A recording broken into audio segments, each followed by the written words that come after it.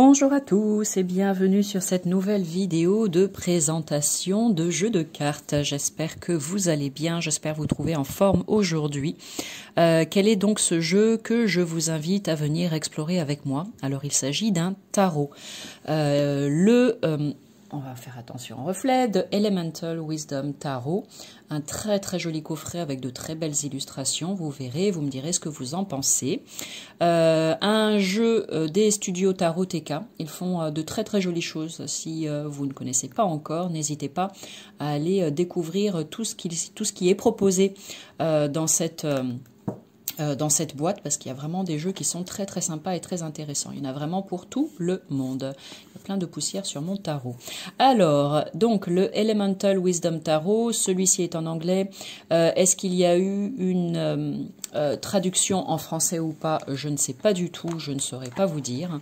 À vous d'aller jeter un œil sur Google pour voir si tel est le cas. Une jolie boîte cloche comme ceci. Et donc, les 78 lames. Là, il y a deux petites cartes en plus. Les 78 lames, le dos des cartes, alors, est-ce qu'il y a... Non, on est bien. Il n'y a pas de livret dans ce coffret. Peut-être qu'il en existe un autre, donc traduit en français avec un livret. Je ne sais pas. Mais en tout cas, celui-ci, il y a juste... Pourquoi ça fait ça ? Celui-ci, pardon, il y a juste les cartes à l'intérieur. Voilà. Après, il y a peut-être un lien, j'ai pas fait attention, mais il y a peut-être un lien sur leur site pour accéder à peut-être un PDF à imprimer ou quelque chose de ce genre. Je ne peux pas vous le garantir. Donc, le dos des cartes, il est comme ceci, il est magnifique. Rien que le dos, déjà l'illustration est incroyable. Dimension type classique tarot. Ce que j'aime beaucoup, c'est que la tranche, elle est noire, c'est bien, ça change. Hop. Voilà, ce sera mieux avec la mise au point. La tranche des cartes est noire. Et ensuite, on va les regarder les unes après les autres. On va faire défiler assez rapidement. Ici, on commence avec le fou, qui est vraiment très beau. J'adore. Avec son chien qui essaye, son petit caniche qui essaye d'attraper le grelot. Là, c'est vraiment trop mignon. Donc ici, la carte du fou. On est avec les arcanes majeures, tu l'auras compris. Ici, la carte du magicien. La grande prêtresse. L'impératrice. Alors j'aime beaucoup les arcanes majeures.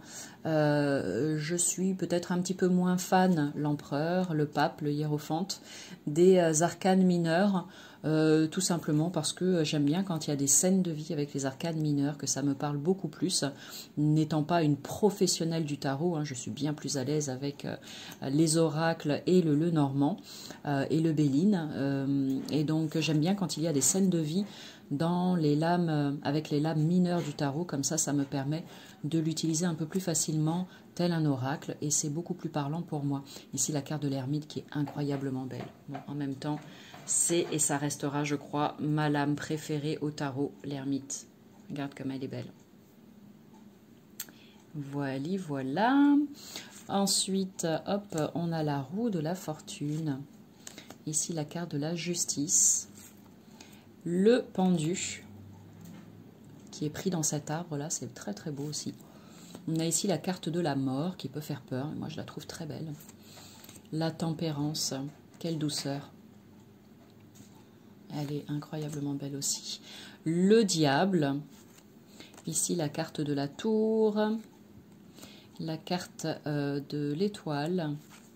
Ici on a la lune et le soleil que j'aime bien mettre côte à côte à chaque fois. Voilà, divine aussi ces cartes. Elle est trop chou, regarde. Hop, mon téléphone ne veut pas faire la mise au point tout seul aujourd'hui. Regarde comme c'est mignon. Elle est vraiment hyper solaire cette carte. Quand tu la vois dans un tirage, là, ça te met le smile de suite et tu sais que tout ira pour le mieux.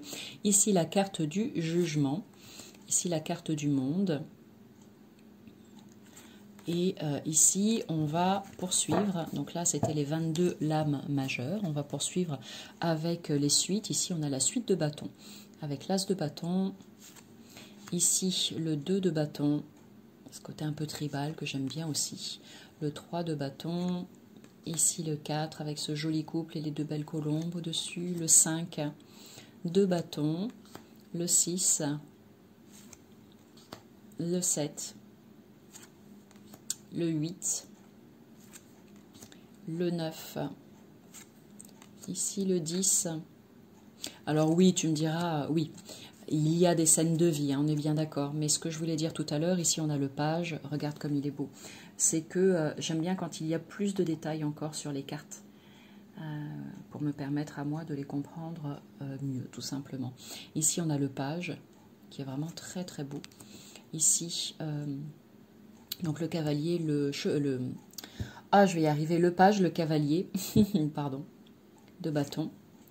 Ici la reine de bâton et le roi de bâton.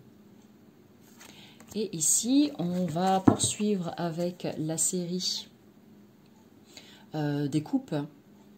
Voilà, regarde comme c'est beau. Ici, c'est l'as de coupe. Le 2, là, on va dans un univers plutôt aquamarin. C'est la même chose. Ici, le 3, l'univers des sirènes. C'est sympa aussi. Je trouve qu'en un coup d'œil, comme ça permet aussi de savoir un petit peu bien de quoi ça parle. Là, on voit qu'on est avec l'élément eau qui est très présent sur cette carte. L'eau, bien sûr, pour les suites de coupe, qui est très représentatif des émotions, entre autres, mais pas que. Ici, on a le 4, le 5, le 6, le 7. Donc c'est bien, on voyage à travers différents univers. On commençait par quelque chose, comme je l'ai dit, de plutôt tribal, avec un univers africain. Là, on est dans quelque chose de plus mythologique, je dirais. Mythologique, non, pas forcément, mais comment je pourrais l'interpréter? On est dans l'Atlantide, voilà. On plonge au cœur de l'Atlantide avec les coupes. Et ici, le roi. Et ensuite, on poursuit avec la suite d'épée. Ici, on a l'as d'épée, le 2, le 3. Vraiment très très belle celle-ci, regarde. Là, pour le coup, si on ne comprend pas à quoi ça correspond, le 3 d'épée, c'est qu'on n'a rien compris. Hein. Entre la pluie, les trois pas poignards, mais les 3 épées là, le cœur qui saigne. Bon, mais en même temps, il y a les jolies roses là qui sont là pour apporter un petit peu de douceur dans tout ça. Ici, le 4 d'épée, le 5, ici, le 6, le 7, le 8, le 9, le 10. Là, on est vraiment à terre, hein, il n'y a plus rien à faire. Le page, le cavalier.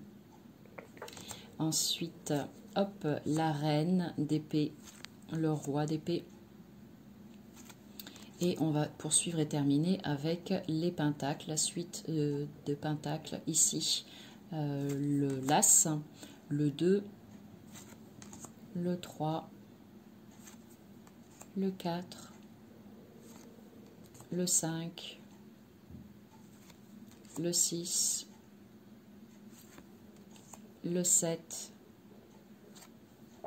le 8, le 9, le 10, et ici on a le page, le cavalier, pardon, j'avais pas vu que j'étais remontée sur la caméra, la reine, et on termine avec le roi, et ces 2 gros écus dans leurs mains, on aimerait bien. Voilà pour ce joli tarot de Elemental Wisdom Tarot. Voilà, je te remontre la boîte. N'hésite pas, dans le descriptif sous cette vidéo, je te mets le lien, si j'y pense, hein, vers les studios Taroteka.